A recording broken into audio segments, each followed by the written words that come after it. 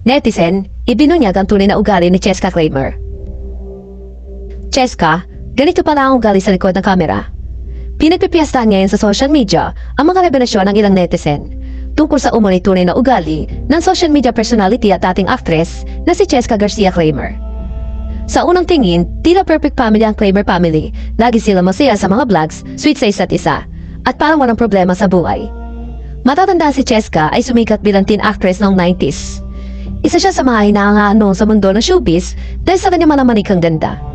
Ngayon, isa na siyang hands-on mom, content creator, at katuwang ng asawa niya si Doug Kramer sa kanilang YouTube channel na may mahigit 1 milyong subscribers. Bukod sa parenting tips at travel content, ipinapakita rin nila ang kanilang family bonding, kasama ang kanilang 3 anak na sina Kendra, Scarlett at Gavin.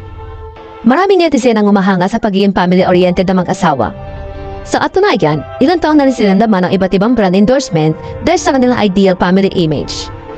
Pero sa likod na kanilang magandang social media presence, may mga netizen na hindi umano nagkaroon ng maganda o positibong encounter kay Cheska Kramer.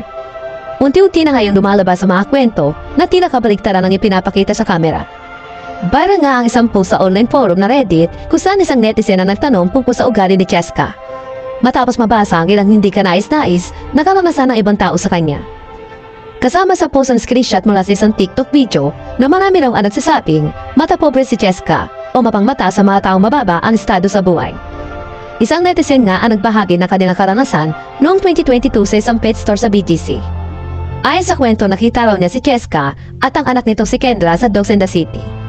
Dahil maliit lang ang tindahan, medyo siksikan sa loob, nang daanan umano niya si Cheska mula sa likuran para kumuha ng gamit, tinapunan daw siya nito ng matalino na tingin na para bang nainis.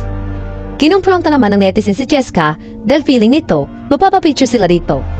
Sabi raw niya kay Cheska, "I don't wanna be mean, pero just because you are an artista doesn't mean we have to step aside or act starstruck, at hindi rin ako fan, FYI." Hindi na nito ang kwento tungkol sa ugali ni Cheska. May mga kumakalat pang chismis na hindi umano ay kinatuwa ng pamilya ni Cheska ang naging relasyon noon ni Patrick Garcia kay Jenny Mercado. Ayon sa mga bali-balita, hindi rin kasi ka-level ni Jenny na pamilya ng aktor.